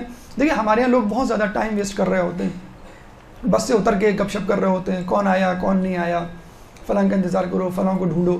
تو اس دوران آپ وہ دعائیں پڑھ سکتے ہیں جو منقول ہیں، مثلا شہر کوفہ میں داخل ہونے والی، اور ضروری نہیں ہے فرض کر لیں آپ شہر کوفہ میں داخل ہوتے ہوئے دعا بھول گئے، کوئی بات نہیں، آپ مسجد کے گیٹ پر آئے لوگوں کو جمع ہونے کا کہا جا رہا ہے. عموماً جب بھی کسی مقام پر آپ جاتے ہیں تو ویٹ کیا جاتا ہے کسی اسپاٹ پہ, یا کہہ دیا جاتا ہے فلاں جگہ آ جائیے گا. آپ بھول گئے دعا, یا موقع نہیں تھا, یا آپ نے مناسب نہیں سمجھا, یاد نہیں آیا, ٹھیک ہے آپ مسجد کے گیٹ پہ کھڑے, کوئی بات نہیں, شہر کوفہ کی دعا پڑھ لیں. بھول گئے تھے آپ اب پڑھ لیں قضا رجا کی نیت سے جیسے بھی, اور اس کے بعد جو ہے باقی دعائیں کریں. لیکن یہ جو کھڑے ہو کے اگر آپ ایسٹیمیٹ کریں, عقل مند لوگ اگر جو بہت زیادہ ٹائم کانشیس ہوتے ہیں تو وہ آپ دیکھیے گا آپ کا ٹائم جو ہے وہ انتظار کرنے میں بہت ضائع ہوتا ہے. لوگوں کو جمع ہونے میں, پہلے ہوٹل کی جو لابی ہے وہاں جمع ہونے میں 1 گھنٹہ, ہم نے تو اکثر ہی دیکھا ہے, جو مطلب کاروان والے بہت زیادہ اسٹرکٹ نہیں ہوتے ہیں, گھنٹہ 2 گھنٹہ تو کوئی بات نہیں, لیکن کچھ کاروان والے ہوتے ہیں بہت اسٹرکٹ ہوتے ہیں. اگر آپ 5-10 منٹ بھی لیٹ ہو جائیں تو آپ کو چھوڑ کے, اور وہ جان بوجھ کے پہلے دن چھوڑ کے لے کے جاتے ہیں کہ پہلے جو ایک پنشمنٹ مل جائے پھر تمام لوگ چلیں. تو ایسا ہونا بھی چاہیے تاکہ دوسرے لوگوں کا ٹائم ضائع نہ ہو. تو اس ٹائم کو آپ ضائع نہ کریں. اور اب تو بہت زیادہ سہولت ہے ماشاءاللہ, ہر موبائل میں یہ دعائیں اور پورا یہ پیکیج اور پورا زیارت کا جو ہے وہ ایپ جو ہے وہ موجود ہوتا ہے, آپ وہ پڑھ سکتے ہیں. ورنہ جو ہے وہ چھوٹی چھوٹی پاکٹ مفاتی یا کتابیں موجود ہوتی ہیں, ان کو آپ اپنے ساتھ رکھ سکتے ہیں. اس کے بعد جیسے ہم نے بتایا کہ مسجد کوفہ میں آپ کو باب ثعبان سے جو ہے وہ داخل ہونا ہے. باب ثعبان کا جو اگر ہم پس منظر بتائیں تو آپ کو معلوم ہوگا کہ مولا علی ایک دفعہ قضاوت کے منبر پہ فیصلے سنا رہے تھے, لوگوں کو خطبہ دے رہے تھے, تو ایک اژدہا آیا, اس نے مولا علی سے کچھ سوالات پوچھے, مولا علی نے جواب دیے, اور وہ اژدہا اسی دروازے سے آیا تھا اور پھر اسی دروازے سے واپس گیا. تو اس وقت سے اس باب کا نام باب ثعبان پڑ گیا. حاکم شام کو جب یہ معلوم ہوا معجزہ, اور معلوم چلا کہ لوگ اب اس دروازے کو باب ثعبان سے یاد رکھتے ہیں, تو وہ بڑا چراغپا ہوا. اس نے یہاں پر ایک ہاتھی لا کے کھڑا کر دیا اور کہا کہ اس کو باب فیل کہو.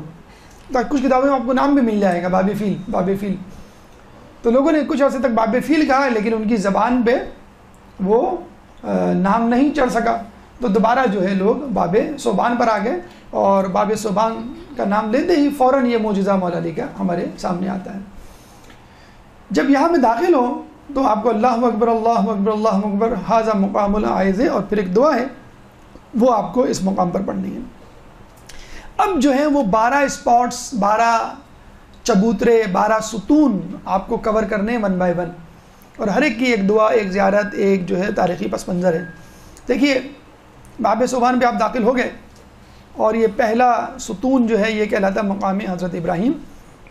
جب بھی ہم مقام کسی شخصیت کے آگے لگاتے ہیں تو اس کا مطلب مختصراً یہ ہوتا ہے ایٹ اٹس بریوسٹ, میننگ کہ یہاں پہ وہ شخصیت آئی تھی, اس کے قدم مبارک یہاں پڑے تھے, اس شخصیت کے, اس نے یہاں عبادت کی, یہاں نماز پڑھی, بس سب کم از کم, ورنہ اس سے زیادہ بھی ہو سکتا ہے, کوئی واقعہ بھی اس سے منسوب ہو سکتا ہے.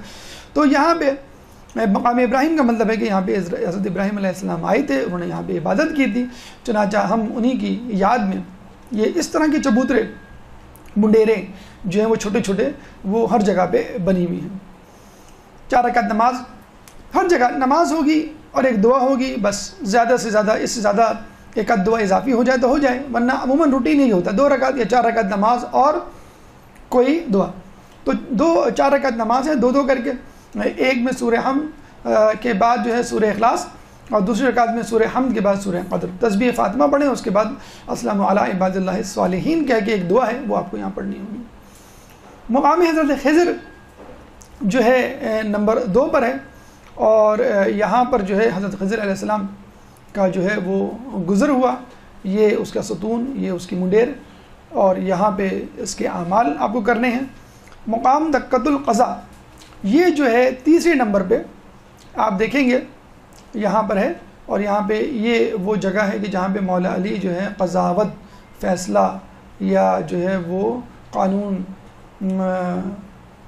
پر عمل پیرا کروایا کرتے تھے, لوگوں کو فیصلے سنایا کرتے تھے, قضاوت کیا کرتے تھے, اور لوگوں کے مسئلے حل کیا کرتے تھے. اور اس پہ ایک مقام ان اللہ یأمر بالعدل والاحسان, اللہ تعالیٰ تمہیں عدل اور احسان کا حکم دیتا ہے. لکھی ہوئی ہے یہ آیت سورہ نحل آیت نمبر 90, ان اللہ یأمر بالعدل والاحسان, اللہ تعالیٰ تمہیں عدل اور احسان کا حکم دیتا ہے. بیت الدشت, اچھا بیت الدشت پہلے ہے 14 نمبر پہ, لیکن اگر آپ دیکھیں یہ آپ نے دوسرا ستون کیا، اس کے بعد آپ لیفٹ سائڈ پہ گئے تو پہلے کون سا ستون آئے گا؟ چوتھا نمبر، پھر تیسرا نمبر۔ اس کی وجہ یہ ہے کہ اصل جو ستون ہے وہ 3 نمبر ہے۔ کون سا؟ دکۃ القضا، جہاں پہ مولا علی قضاوت کیا کرتے تھے۔ ایک فیصلہ ایسا تھا کہ جس کے لیے فیصلہ تو یہی ہوا، لیکن یہ آگے چھوٹا سا جو حصہ ہے یہ استعمال ہوا، اس لیے الگ سے اس کا نام پڑ گیا بیت الدشت۔ اب وہ کیا ہے میں آپ کو بتاتا ہوں۔ یہ دیکھیں، یہ اتنا فاصلہ ہے، اتنا چھوٹا سا، یہ ہے بیت الدشت، دکۃ القضا۔ دکۃ القضا جو ہے تیسرے نمبر پہ، اور یہ اس سے پہلے بیت الدشت چوتھے نمبر پہ۔ تو آپ دکۃ القضا پہ پہلے آئیں گے، پھر بیت الدشت پہ آئیں گے پیچھے کی طرف دوبارہ۔ اس کی ایک کہانی ہے، ایک عورت جس کو لوگوں نے حاملہ سمجھ لیا، کنواری، اس کے بھائی اس کے قتل کے در پہ ہو گئے، اس کو مولا علی کے دربار میں لایا گیا قضاوت مسجد کوفہ میں۔ تو مولا علی نے ایک داعیہ کو بلایا، ایک پردہ لگایا، داعیہ کو اندر بھیجا۔ دائی نے کہا کہ ہاں یہ حاملہ ہے۔ تو مولا علی نے کہا کہ ایک تھال لے کر آؤ، اس میں کیچڑ رکھو اور اس میں اس کو بٹھاؤ۔ اور ایک روایت میں ملتا ہے کہ انہوں نے ہاتھ بڑھایا، شام سے برف کا ٹکڑا لیا اور اس تھال میں ڈالا۔ مطلب دونوں باتیں منقول ہے۔ اس عورت کو اس جگہ بٹھایا گیا، جب بٹھایا گیا تو تھوڑی دیر بعد اس کیچڑ کی بو سے اس کے جسم سے ایک جونک جو بہت بڑی تھی باہر آئی۔ تو پتہ یہ چلا یہ جونک اس کے جسم میں کیڑا کہتے ہیں جونک کو، جو کہ خون چوستی اور بڑی ہو جاتی ہے۔ وہ عورت کبھی کسی دریا میں نہر میں گئی ہوگی، وہ جونک اس کے جسم میں داخل ہوئی ہوگی، خون چوس کے وہ بڑی ہوئی معدے میں یا آنت میں، وہ اتنی بڑی ہو گئی کہ وہ عورت حاملہ لگنے لگی اور لوگ اس کو مارنے کے لیے دوڑے۔ تو مولا علی بہرحال جانتے تھے اس کے پیٹ میں بچہ نہیں بلکہ جونک ہے۔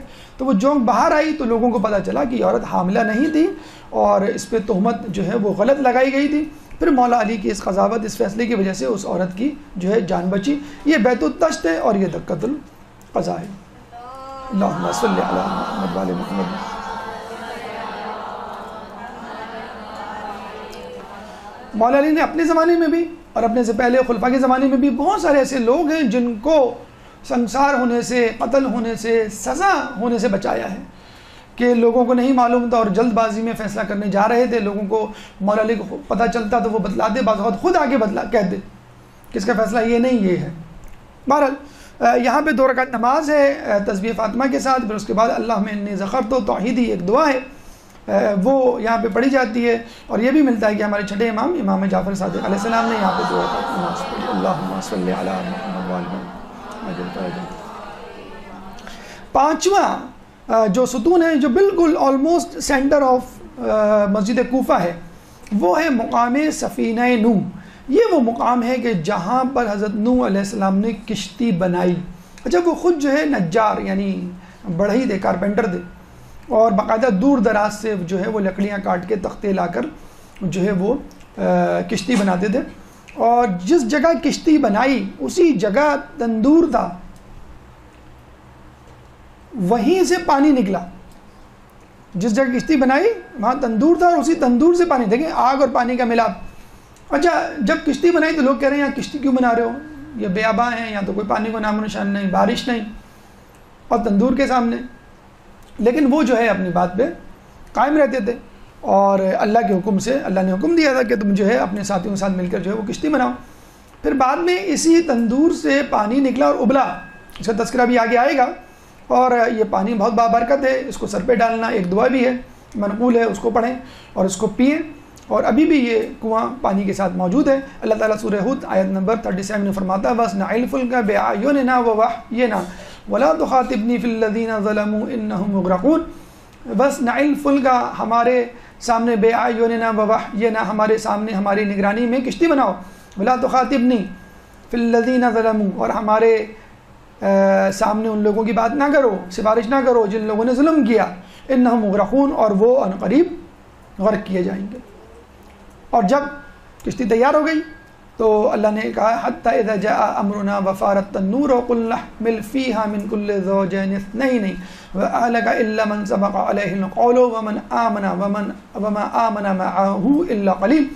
حتی اذا جاء امرنا، حتیٰ کہ ہمارا امر آ گیا، حکم آ گیا، وفارت النور، اور تندور سے فوارہ پھوٹ پڑا قل نحمل فیہا من کل زوجین اثنین، بس تم دو دو جانور لے کے اس میں سوار ہو جاؤ، وَأَهْلَكَ إِلَّا مَنْ سَبَقَ عَلَيْهِ الْقَوْلُ، اور اپنے اہل عیال کو بھی لے لو، لیکن ان لوگوں کو نہیں لینا کہ جن کے بارے میں ہم حکم دے چکے، یعنی ان کو غرق ہونا ہے، وَمَنْ آمَنَ، اور ان کو بھی لے لو، وَمَا آمَنَ، جو لوگ تم پر ایمان لائے، مَعَهُ إِلَّا قَلِيلٌ، اور جو تمہارے ساتھ ہیں ایمان لائے وہ بہت ہی قلیل ہیں۔ اچھا، اس کشتی کے بارے میں ایک دلچسپ وہ بھی اسنادی واقعہ کہ لوگوں نے جب مذاق اڑانا شروع کیا تو تنگ کرنا بھی شروع کیا۔ اب نوح علیہ السلام اور ان کے جو اصحاب تھے وہ کشتی بنایا کرتے تھے۔ اب یہ لوگ کیا کرتے تھے، رات میں یا صبح فجر سے پہلے اس میں جا کے نجاست کر دیا کرتے تھے۔ یعنی پہلے زمانے میں ہم یہ جو بیت الخلاء تھے وہ گھروں سے بہت دور ہوتے تھے، تو لوگوں نے اپنے گھروں کو چھوڑ کر یہاں پر اس کو بیت الخلاء بنا دیا، کشتی کو، اور وہ پوری کشتی جو ہے، جس طرح ہمارے یہاں کراچی میں وہ گٹر بولتے ہیں بارشوں میں، وہ بالکل لبالب بھر گئی۔ آپ اندازہ لگا سکتے ہیں، کبھی کموڈ یا WC بھرا ہو، کیسا تعفن، کیسی بدبو آ رہی ہوتی ہے، اس طرح لبالب بھر گیا وہ۔ اب نوح علیہ السلام ان کے ساتھی پریشان، کیا کریں، اچھا کشتی بھی بنا رہے ہیں اور اس کی بدبو اور اس کی بھپکے بھی سن رہے ہیں۔ تو اللہ تعالیٰ نے کہا کہ تم اپنا کام نہ چھوڑو۔ پھر کیا ہوا، وہاں پہ ایک بیماری پھیلی خارش کی، تمام لوگ خارش کی بیماری میں مبتلا ہو گئے۔ ایک آدمی جو خارش کی بیماری میں مبتلا وہاں گیا، وہی حرکت، یعنی نجاست ڈالنے کے لیے، اور اس کا پیر پھسلا، وہ گر گیا۔ جیسی گرا، نجاست اس کے کپڑوں پہ اور جسم پہ لگی، تو جسم پہ جہاں جہاں لگی، جیسے ہاتھ ہے وہاں پہ کپڑا نہیں ہوتا، گردن ہے، تو وہاں پہ خارش ختم ہو گئی۔ وہ بڑا خوش ہوا، اس نے جو ہے وہ کپڑے اتار کے جو ہے وہ ساری نجاست ملنی شروع کی۔ پھر گھر والوں کو آگے بتایا، پورے محلے کو بتایا کہ میں نے نجاست جہاں جہاں ملی وہاں پہ، جیسے بیٹنوویٹ آئنمنٹ ہوتا ہے نا، پالیفیکس، تو وہ ساری نجاست خارش ختم ہو گئی۔ پورا شہر جو ہے جیسے سیل لگی ہو، بیٹنوویٹ اور پالیفیکس فری مل رہا ہے آپ کو۔ وہاں گئے، بالکل تالاب سمجھ کے اس میں چھلانگ لگا دیا، نہایا دھویا، جو بھی ہے۔ دیکھیے یہ ہے انجام ان لوگوں کا جو دوسروں کا مذاق اڑاتے ہیں اور دوسروں کو تکلیف، خود جیسی کرنی ویسی بھرنی، ہم کہتے ہیں نا، جو دوسروں کے لیے گڑھا کھودتا ہے وہ تو اس میں گرتا ہے۔ پوری کشتی ایسی صاف ہو گئی کہ لوگ دیکھتے ہی رہ جائیں، بہت ہی فرسٹ کلاس، جیسے کہ چمچماتی ہوئی کہ کوئی ڈٹرجنٹ بھی جو ہے وہ ہارپک جو ہے وہ بھی کیا دھوئے گا۔ تو کشتی صاف ہو گئی اور بڑے مزے سے جو ہے، جیسے کہتے ہیں کہ نوح اور ان کے حواری دیکھ رہے تھے، جیسی وہ صفائی کر کے سب باہر نکلے، یہ سب جو ہے دو دو جانوروں کے ساتھ، جوڑوں کے ساتھ اندر آ گئے۔ اچھا، اس کی تصدیق جو ہے خود مولانا نے بھی کی ہے کہ یہی وہ جگہ ہے جہاں پہ نوح کا گھر تھا، یہی وہ جگہ ہے جہاں پہ کشتی بنی، یہی وہ جگہ ہے جہاں پر تنور سے فوارہ بلند ہوا پانی کا۔ یہاں 4 رکعت نماز ہے، تسبیح فاطمہ کے بعد تسبیح فاطمہ پڑھنی ہے، پھر اللہم صلی علی محمد وعلی محمد وقض ایک دعا ہے۔ اس کے علاوہ ایک اور 2 رکعت نماز ہے، اللہم انی حللت، وہ دعا ہے جو اس کے بعد پڑھی جاتی ہے۔ ایک خاص نماز حاجات ہے جو اس جگہ پڑھی جاتی ہے، اگر کوئی آپ کی خاص حاجت ہو، کوئی خاص مسئلہ ہو، کوئی پریشانی ہو، تو یہاں پہ 4 رکعت نماز مع تسبیح فاطمہ کے اللہم انی اسألک یا من لا تراہ، اس دعا کا ابتدائی جملہ ہے جو آپ کو وہاں پڑھنا چاہیے۔ دکۃ المعراج، جب رسول اللہ معراج سے واپس آ رہے تھے تو جبریل نے بتایا کہ یہ وہ مقام ہے کہ جو کہ مولا علی کا مسکن قضاوت بنے گا۔ پھر انہیں مسجد کوفہ کی فضیلت بتائی تو رسول اللہ نے کہا کہ میں یہاں پر 2 رکعت نماز پڑھنا چاہتا ہوں۔ حالانکہ اگر ہم نماز آسمانوں کی سیر اور اس کے فاصلے کا تذکرہ کریں، کنسیڈر کریں اس کو، تو مکہ جو ہے 2 قدم پہ تو تھا، مدینہ مکہ 2 قدم پہ تو تھا، لیکن رسول اللہ نے کہا کہ نہیں، میں اس جگہ اتر کے 2 رکعت نماز پڑھوں گا، اور یہاں اترے، یہاں پہ 2 رکعت نماز انہوں نے پڑھی، اور اسی لیے لوگ بھی جو ہے یہاں پر آتے ہیں، عبادت کرتے ہیں اور 2 رکعت نماز پڑھتے ہیں۔ پہلی رکعت میں سورہ اخلاص، دوسری رکعت میں سورہ کافرون، اور اس کے بعد نماز تسبیح فاطمہ اللہم انت السلام، وہ ایک دعا ہے اس کے بعد پڑھنی۔ مقام حضرت آدم 7ویں نمبر پہ، جیسے ہم نے بتایا یہ اہم ترین مقاموں میں شمار ہوتا ہے۔ کئی انبیاء کی عبادت کا مرکز و محور و مسلح، خود امیر المومنین کے بارے میں کہا جاتا ہے وہ اس مقام سے اس طرح لگ کے عبادت کیا کرتے تھے کہ ایک بکری کا بچہ بھی مشکل گزر سکے، اتنی محبت تھی انہیں جو ہے وہ اس مقام سے تھی۔ تو یہاں پر جب آدمی آئے، دیکھیں لوگ بالکل قریب ہو کے اس سے جو ہے وہ عبادت کرتے ہیں، یہاں پہ جو ہے عبادت کرنی چاہیے۔ اور اس کے لیے سورہ بقرہ آیت نمبر 37 میں اللہ فرماتا ہے فَتَلَقَّى آدَمُ مِن رَبِّهِ كَلِمَاتٍ فَتَابَ عَلَيْهِ إِنَّهُ هُوَ التَّوَّابُ الرَّحِيمُ، پس آدم نے اللہ سے کچھ کلمات سیکھے، فتاب علیہ، اللہ نے ان کو معاف کر دیا، انہو هو التواب الرحیم، اللہ تعالیٰ معاف کرنے والا اور رحم کرنے والا ہے۔ اور روایت میں آیا ہے وہ کلمات کیا تھے کہ جن کے وسیلے سے آپ نے دعا طلب کی، توبہ طلب کی، وہ پنجتن پاک کے اسماء مقدسہ تھے۔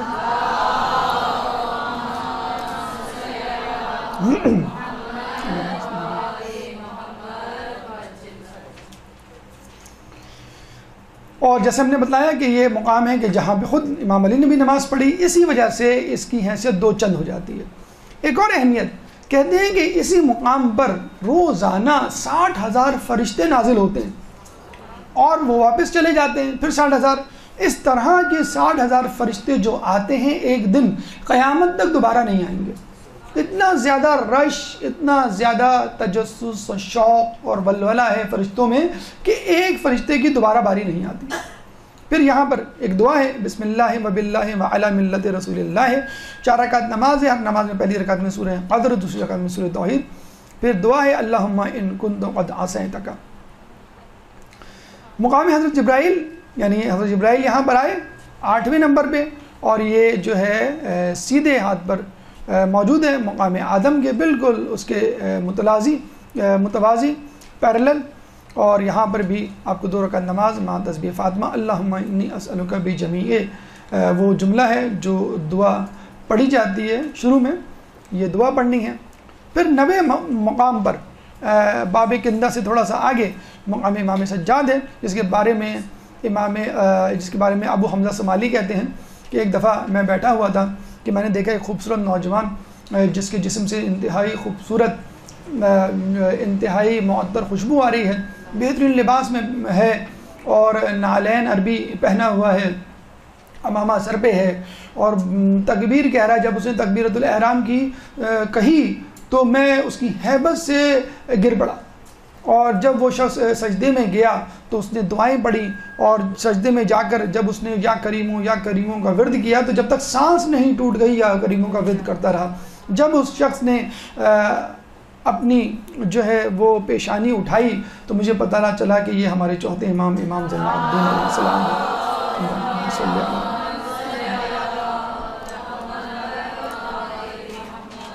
ابو حمزہ سمالی نے کہا کہ یا امام آپ یہاں کیوں آئے ہیں؟ تو امام نے فقط اتنا جواب دیا، میں اسی کام کے لیے آیا ہوں کہ جس میں تم نے مجھے ابھی مشغول دیکھا، فقط یہ نماز اور یہ زیارت یا یہ دعا پڑھنے کے لیے۔ 2 رکعت نماز تسبیح فاطمہ کے ساتھ پڑھیں، بسم اللہ الرحمن الرحیم، اللہم انی ذنوبی۔ اس بعد سجدے میں جائیں، سیدھا رخسار آپ سجدگاہ پہ رکھیں اور کہیں یا سیدی یا سیدی یا سیدی صلی علی محمد و آل محمد وغفر لی وغفر لی۔ مقام حضرت نوح، وہ تو کشتی کا مقام تھا، یہ مقام نوح جہاں پہ آپ نے عبادت کی، اور یہ بالکل مقام سجاد سے تھوڑا سا آگے ہے الٹے ہاتھ پہ، اور یہاں پر بھی نماز ہے۔ دیکھیں یہ جو دروازہ ہے باب کندہ سے آگے ایک اور، اس سے بالکل تھوڑا سا آگے 4 رکعت نماز تسبیح فاطمہ کے ساتھ اللہم صلی علی محمد و آل محمد وغدے، اور پھر 2 رکعت نماز اگر آپ پڑھنا چاہیں مزید تسبیح فاطمہ کے ساتھ اللہم انی حللت بساحتک۔ یہ ایک دعا ہے نماز حاجت، خصوصی طور پہ کچھ لوگ یہاں پہ پڑھتے ہیں 4 رکعت نماز حاجت کے طور پہ تسبیح فاطمہ، اللہم انی اسألک یا من لا تراہ، وہ دعا ہے جو یہاں پہ پڑھی جاتی ہے۔ اہم ترین مقام جو کہ کوفہ کی مسجد میں ایسا ہے جیسے انگوٹھی میں نگینہ، وہ ہے محراب شہادت امام علی۔ یہ وہ مقام ہے کہ جہاں کے امام علی کو شہید کیا گیا، اور جس کی خبر جو ہے مولا رسول اللہ نے اس طرح دی کہ پہلے زمانے میں جو شقی ترین فرد تھا وقدار بن سلف تھا، جس نے صالح کی کوچے کاٹی تھی، اونٹنی کی ٹانگیں کاٹی تھی، اور آنے والے دور میں ایک شخص ہوگا جو شقی ترین ہوگا، وہی ہوگا کہ جو تمہاری داڑھی کو تمہارے خون سے رنگین کرے گا، اور وہ عبد الرحمن ابن ملجم تھا جس کو حاکم شام نے لالچ دے کے زہر میں بجھی تلوار تھما کر مولا کو قتل کے لیے بھیجا تھا، اور جب وہ کوفہ میں آیا تو یہاں پہ قطامہ کو دیکھ کر دیوانہ ہو گیا، اور قطامہ نے کہ جس کے گھر والوں کو مولا علی نے ایک جنگ میں قتل کیا تھا، قطامہ نے کہا کہ اگر تم مجھ سے شادی کرنا چاہتے ہو تو مولا علی کا سر میں مہر میں لوں گی، نعوذ باللہ۔ تو یہ دیکھیں نوجوانوں کے لیے ایک لمحہ فکریہ ہے کہ کس طرح نامحرموں کو دیکھنا، بد نظری کرنا انسان کے ایمان کو کھا جاتا ہے۔ اب اس کا ارادہ مصمم ہو گیا کہ ہاں اب تو میں قتل کروں گا، پیسے بھی ہیں اور دولت بھی ہے اور عورت بھی مجھے مل رہی ہے. چنانچہ وہ آیا اور مولا علی کو اپنی بے گناہی کا جسے کہتے ہیں کہ بتلانے کے لیے، یقین دلانے کے لیے ان کو اپنی تلوار پیش کرنے لگا. جیسے کہ مولا علی کو معلوم ہی نہ ہو، ان کو تو غیب کا علم تھا. جب اپنی تلوار دینے لگا تو فتن، تو مولا نے کہا کہ اگر تو مجھے تلوار دے دے گا تو قتل کس سے کرے گا؟ اب پریشان ہو گیا، گھبرا گیا، کہنے لگا مولا علی آپ مجھے ایسا سمجھتے ہیں، میں تو اہل بیت کا چاہنے والا ہوں، آپ کا محب ہوں. اگر آپ سمجھتے ہیں، شک ہے آپ کو کہ میں آپ کو قتل کروں گا، تو آپ اسی وقت اس تلوار سے مجھے قتل کر دیجیے. مولا نے کہا کہ مجرم کو جرم کرنے سے پہلے سزا کیسے دوں؟ دیکھیں مولا کو معلوم تھا، 100% معلوم تھا یہ کل فجر کے بعد مجھے قتل کرے گا، لیکن مولا نے کہا کہ جب جرم ثابت ہی نہیں، جسے کہتے ہیں نا کہ رسول اللہ کے بارے میں کہ فلاں فلاں فلاں، کہ رسول اللہ نے پوائنٹ آؤٹ کیوں نہیں کیا؟ رسول کے زمانے میں انہوں نے کچھ ایسا کیا ہی نہیں تھا. تو اسی طرح مولا نے کہا کہ تم نے جب جرم نہیں کیا تو میں سزا کس بات کی دوں؟ یہ ہے وہ عدل جو مولا نے دوسروں کے ساتھ بھی اپنا اور اپنی جان کو جوکھوں میں ڈال کر جو ہے وہ قتل کر دیا، اس کو جانے دیا اور اس کو موقع دیا. جو تم کرنا چاہتے ہو وہ کر لو، جو لکھا ہوا ہے شہادت وہ مجھے مل کے رہے گی. پھر یہی نہیں، فجر میں آ کے اٹھاتے نہ اٹھاتے، سوتا رہنے دیتے اور اس کی سازش تشت ازبام ہونے دیتے، آگے اس کو اٹھاتے ہیں کہ نماز پڑھو. اور وہ اپنی تلوار پیٹ کے بل لیٹا ہوا تھا اور تلوار جو ہے وہ اندر اس نے چھپائی ہوئی تھی. اور جب مولا علی جو ہے وہ سجدے میں جاتے ہیں تو وہ یہ بدبخت مولا علی کو ضربت لگاتا ہے. مولا علی نے جنگ احد میں اپنے بہادری کے کرشمے دکھائے، جنگ خیبر میں در خیبر کو اکھاڑا، جنگ احد میں غرض کوئی ایسی جنگ نہیں تھی جس میں آپ کے جوہر کرشمے سامنے نہ آئے، جس میں آپ کی وجہ سے فتوحات نہ ملی ہوں. لیکن مولا نے کبھی نہیں کہا کہ میں کامیاب ہو گیا، لیکن مولا پہ جب ضربت پڑی تو مولا نے کہا فزت برب کعبہ، کہ رب کعبہ کی قسم میں کامیاب ہو گیا. اور پھر اس کے بعد مولا کی عدالت کے ساتھ مولا کا احسان دیکھیے کہ مولا جب رات میں بیماری کی حالت میں ضربت لگی ہوئی ہے 19 رمضان کے بعد، کیا کہتے ہیں کہ مجھے عبد الرحمن کے کراہنے کی آواز آ رہی ہے، اس کی رسیاں جو ہے وہ ڈھیلی کر دو. جب آپ کو 2 شربت پیش کیے جاتے ہیں تو کہتے ہیں کہ ایک شربت جو ہے وہ عبد الرحمن ابن ملجم کو دے دو، اور وصیت کرتے ہیں کہ میرے بعد اس کو بس ایک ہی ضربت لگانا جس طرح اس نے مجھے لگائی، اگر میں بچ گیا تو میں اس سے خود نمٹ لوں گا، ورنہ ایک ہی ضربت لگانا. تو آپ نے دیکھا کہ مولا جو دوسروں کے لیے قضاوت کرتے تھے، جو دوسروں کی جان بچاتے تھے، انہوں نے اپنی جان کو خطرے میں ڈالا اور اپنی شہادت کو جو ہے وہ قبول کر لیا، لیکن قضاوت اور ان اللہ یأمر بالعدل والاحسان سے 1 انچ جو ہے وہ انحراف نہیں کیا. یہ محراب شہادت امام علی ہے، جہاں آپ کی ضربت لگی اور اس ضربت کے نتیجے میں آپ جو ہے 21 رمضان کو شہید ہوئے. یہاں پہ 2 رکعت نماز ہے، یا من اظہر الجمیلہ کر کے ایک دعا ہے جو یہاں پہ پڑھی جاتی ہے. مناجات امیر المومنین کوفہ میں، کوفے کی مسجد میں پڑھنے کا مزہ ہی کچھ اور ہے. دعا پڑھیں، لحن سے پڑھیں، اچھی قرأت سے پڑھیں، ترجمہ دیکھتے ہوئے اس کے مفہوم کو درک کرتے ہوئے پڑھیں تو مزہ ہی کچھ اور ہے. اللہم انی اسألک الامان مولایا یا مولایا انت المولا وانا العبد وهل يرحم العبد الا مولا. اے میرے مولا، اے میرے مولا، تو میرا مولا ہے اور میں تیرا غلام، اور کون رحم کرے گا سوائے مولا کے اپنے عبد پر. مولایا یا مولایا انت المالک وانا المملوک وهل يرحم المملوک الا المالک. اے میرے مولا، اے میرے مولا، تو میرا مالک ہے، میں تیرا مملوک ہوں، اور کون رحم کرے گا اپنے مملوک پہ سوائے اس کے مالک کے. مولایا مولایا انت العزیز وانا الذلیل وهل يرحم الذلیل الا العزیز.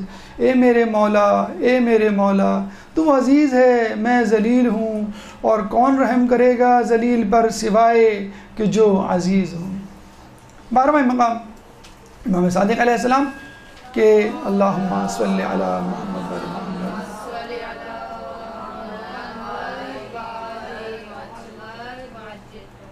2 رکعت نماز تسبیح فاطمہ کے بعد یا صانع کل مصنوع دعا کا پہلا جملہ ہے جو اس کے بعد پڑھنی ہے. جو لوگ کوئی خاص حاجت یا مسئلہ یا ضرورت اپنے ذہن میں رکھتے ہیں اور بہت زیادہ شدت اختیار کیے ہوئے ہوتا ہے کوئی مسئلہ، تو ان کے لیے خصوصی طور پہ 2 رکعت نماز ہے جس میں 7 سورے ہیں ہر رکعت میں. سورہ حمد کے بعد سورہ فلق، سورہ ناس، سورہ اخلاص، سورہ کافرون، چاروں سورہ قل جسے کہتے ہیں چاروں قل، سورہ نصر، سورہ قدر اور سورہ اعلیٰ، یہ 3 اور 7 سورے ہیں ہر رکعت میں آپ کو پڑھنی ہے. سلام کے بعد تسبیح فاطمہ اور حاجت طلب کریں، انشاءاللہ اللہ تعالیٰ آپ کی حاجتوں کو برابر کرے گا. اس کے بعد تیسرے مرحلے پہ آپ جائیں گے شخصیات مدفون در مسجد کوفہ. 3 شخصیات ہیں. سب سے پراعظم شخصیت مسلم بن عقیل کی، سیدھے ہاتھ پہ مختار ثقفی اور الٹے ہاتھ پہ ہانی بن عروہ. مسلم بن عقیل کے بارے میں آپ کو معلوم ہے مقدمہ تھے کربلا کا، سفیر تھے امام حسین کے. جب آپ کو بھیجا گیا تو آپ 2 راستہ شناسوں کے ساتھ کوفے جانے لگے. رستے میں دونوں راستہ شناس راستہ بھول گئے اور ہلاک ہو گئے. آپ نے امام حسین کو خط لکھا کہ بدشگونی ہو گئی، لگتا ہے کہ جانا مناسب نہیں، لیکن امام نے کہا نہیں، اب اپنا سفر جاری رکھو. پھر ان کو ہرن ملا، اس کا شکار کیا تو وہ سمجھے یہ نیک شگونی ہے کہ مجھے کچھ کھانے کو ملا. لوگ کہتے ہیں کہ یہ بھی ایک طرح کی بدشگونی ہی تھی کہ آپ کو قتل کیا جائے گا کوفے میں. جب یہ گئے تو سرد بن سلیمان جس کے گھر میٹنگ ہوئی تھی اور جس نے کہا تھا کہ سب مل کر امام کو خط لکھیں، اور 18,000 خطوط لکھے گئے تھے. اتفاق سے وہ صاحب شیعان علی میں سے تھے لیکن گھر پہ نہیں تھے، تو مختار ثقفی کے گھر گئے. پورے کوفہ میں ہلچل مچ گئی. بشیر بن نعمان جو گورنر تھا لیکن قدر نرم دل گورنر تھا، اس نے کہا کہ جب تک یہ لوگ کچھ کارروائی نہیں کرتے مسلم بن عقیل اور ان کے ماننے والے، میں کچھ نہیں کروں گا. تو وہاں پہ جون نامی ایک غلام تھا ابن یزید کا، تو اس نے جا کے خبر دی اور یہ کہا کہ تم جو ہے کسی سخت آدمی ابن زیاد کو مقرر کرو ورنہ بشیر بن نعمان کچھ نہیں کرے گا. اور یزید ڈرتا تھا ابن زیاد کو مقرر کرنا کہ ابن زیاد خود خلافت پہ نظریں جھکائے جمائے بیٹھا تھا. اس نے کہا میں کیسے بھیجوں، اور میں نہیں سمجھتا کہ اگر میرا باپ زندہ ہوتا تو مجھے حکم دیتا. تو اس نے باقاعدہ خط نکال کے دکھایا کہ دیکھو تمہارے باپ نے خود لکھا تھا کہ کوفے کا گورنر ابن زیاد کو بنانا. تو اس نے ابن زیاد کو گورنر بنایا. اور جس طرح وہ داخل ہوا آپ کو معلوم ہوگا نقاب ڈال کر، تو لوگ سمجھے کہ امام حسین آ گئے. اس کے پیچھے پیچھے بالکل وہ حلیہ جس طرح پرانے زمانے میں عربوں کا یا ہاشمیوں کا تھا، وہ حلیہ بنا کر لوگ اس کے پیچھے پیچھے بھاگ رہے ہیں. سینکڑوں لوگ اس کے پیچھے بھاگے. جب وہ پیچھے پلٹا نقاب ہٹائی تو پتہ چلا ابن زیاد تھا. تو تمام لوگوں کے جو بڑے بڑے لوگ تھے ان کے چہرے اس نے دیکھ لیے.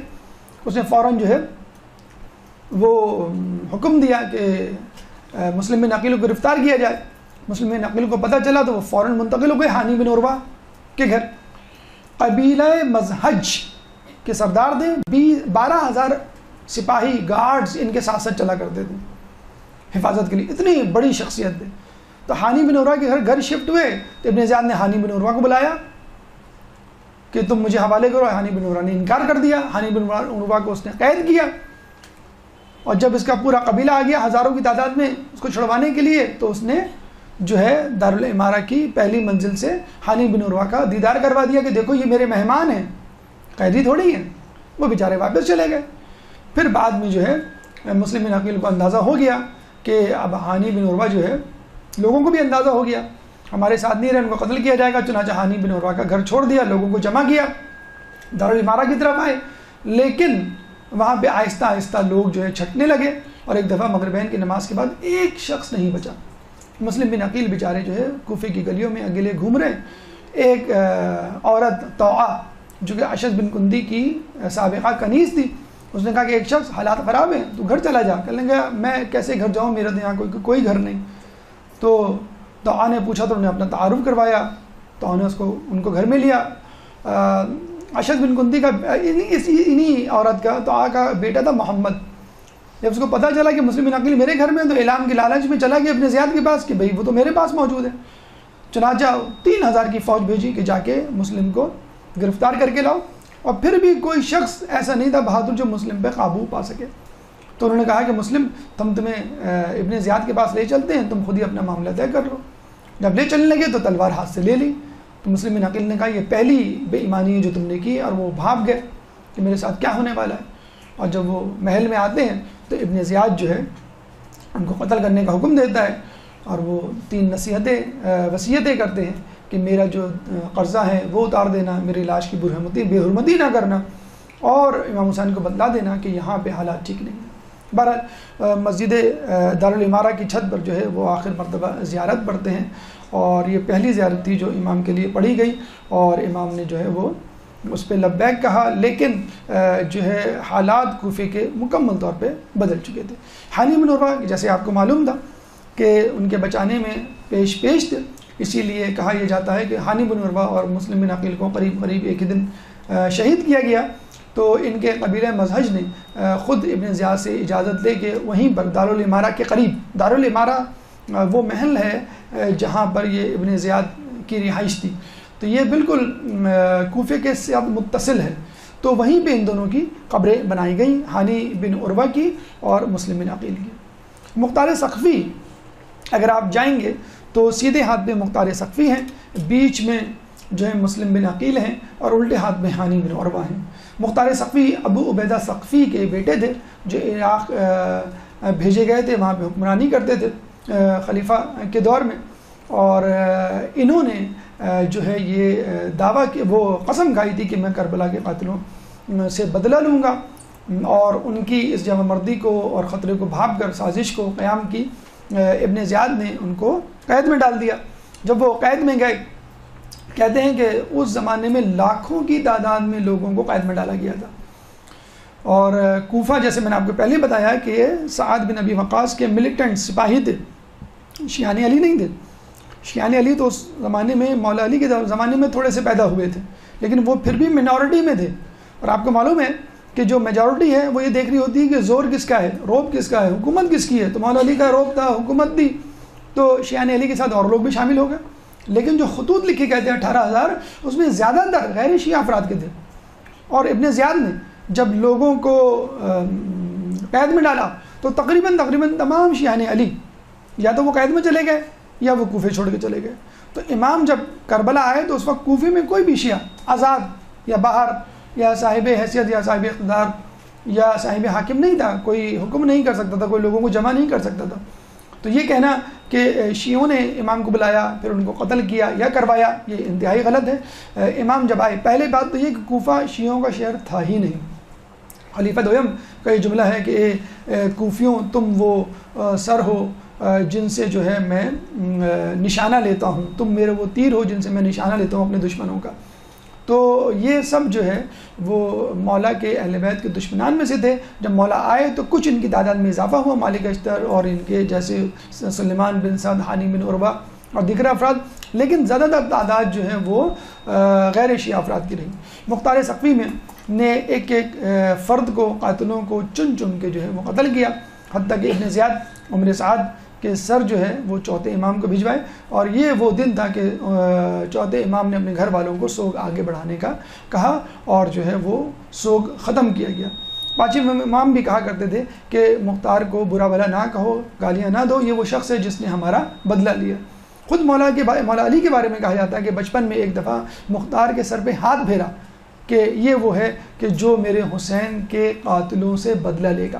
تو 3 امام کی گواہی اور 3 امام کی رضامندی جو ہے وہ مختار ثقفی کے ساتھ ہے، لیکن دشمنان اہل بیت مختار ثقفی کو ایک باغی قرار دیتے ہیں، لیکن ہمارے نزدیک یہ ایک ہیرو ہے اور ہمارے لیے ایک ایسٹ ہے، اور انہی کے بارے میں کہا جاتا ہے چند بہادروں جن کا نام لیا جاتا ہے کہ اگر یہ بہادر کربلا میں موجود ہوتے تو کربلا کا نقشہ بدلا ہوا تھا، اس میں ایک مختار ثقفی کا بھی نام لیا جاتا ہے۔ مزید کوفہ حصہ آخر میں چہارم میں امام زمانہ کے زمانے میں کیسی ہوگی، تو کہا یہ جاتا ہے کہ اتنی تعداد میں لوگ اس طرف رخ کریں گے کہ کھچا کھچ بھری ہوئی ہوگی۔ ابھی تو ہم نے آپ کو 5 دروازے دکھائیں، اس زمانے میں 1000 دروازے ہوں گے مسجد کوفہ کے۔ کتنی زیادہ وسعت حاصل ہو جائے گی کہ لوگ جو ہے کہتے ہیں ایک ذرا چند گز زمین ہزاروں اشرفیوں کی بکے گی، یہ خود امام کا قول ہے۔ آپ کو ہم نے بتلایا تھا نجف سے لے کے فقط حور بن ریاحی کا جو مزار اقدس ہے، جو روضہ ہے، وہاں پہ جو سڑک بنائی گئی ہے اس وقت، اس سڑک کے دائیں بائیں پراپرٹی کی قیمت آسمانوں سے باتی کر رہی ہے۔ تو کوفہ میں گھر ملنا مشکل ہو جائے گا، کوفے کی ایک زمین ایک ایک مکان چند گز زمین جو ہے وہ نہایت قیمتی شمار ہوگی۔ اس کے علاوہ یہ کہا جاتا ہے کہ کوفے کی حدود اتنی بڑھے گی کہ شہر حیرہ تک پہنچ جائے گی۔ شہر حیرہ کہاں ہے؟ نجف سے بھی تھوڑا سا آگے، اور حیرہ میں خود ایک مسجد بنائی جائے گی جو مسجد کوفہ کی طرح جو ہے وسیع ہوگی اور 500 دروازوں پر مشتمل ہوگی، اور یہ شہر جو ہے وہ حیرہ تک پہنچ جائے گا، اور مسجد کوفہ اس وقت بالکل ایک مرکزی حیثیت اختیار کر جائے گا کہ لوگ جو ہیں جوق در جوق، خصوصی طور پہ شیعان علی جو ہے وہ یہاں پر آئیں گے۔ اس کے ساتھ ساتھ جس طرح رسول اللہ نے مسجد زرار اور منافقوں کی مسجدوں کو ڈھایا تھا، مسمار کیا تھا، خود امام زمانہ نامبارک مساجد جس میں سازشی گروہ اپنی سازش تیار کر رہے ہوں گے ان کو ڈھائیں گے۔ یہ وہ مسجد کوفہ اور مسجد کوفہ کے اندر کیے جانے والے اعمال اور مقامات آپ کے سامنے پیش کیے گئے۔ انشاءاللہ اگلے درس میں، اگلی نشست میں اطراف مسجد کوفہ، یعنی مسجد کوفہ کے اطراف میں خدیجہ بنت علی کا جیسے روضہ ہے، بیت علی خود ایک ہے، میثم تمار ہے، اور دارالعمارہ ہے، جو آس پاس جو زیارتیں، غیر معروف زیارتیں جو مزید واضح ہو چکی ہیں، ان کا انشاءاللہ تذکرہ کیا جائے گا۔ اللہ تعالیٰ سے دعا ہے کہ ہمیں زیارت عراق کی توفیق عطا فرما، ہمیں زیارت کے اصل مقاصد سے آگہی عطا فرما، اور ہمیں زیارت کے دوران ان تمام فرائض پر عمل کرنے کی توفیق عطا فرما جس طرح امام نے کہا۔ ہمیں مسجد کوفہ جانے کی توفیق عطا فرما، مسجد کوفہ میں اعمال کرنے کی توفیق عطا فرما، مسجد کوفہ کی سعادتوں سے بہرہ مند فرما، اہل بیت کی تعلیمات پر عمل کرنے کی توفیق عطا فرما، قیامت کے دن ہمیں ان کی شفاعت سے بہرہ مند فرما، امام کے ظہور میں تعجیل فرما، اور ہمیں ان کے انصار و اعوان میں شامل فرما۔ ربنا تقبل منا انک انت السمیع العلیم وتب علینا انک انت التواب الرحیم برحمتک یا ارحم الراحمین وصلی اللہ علی محمد وآلہ الطاہرین۔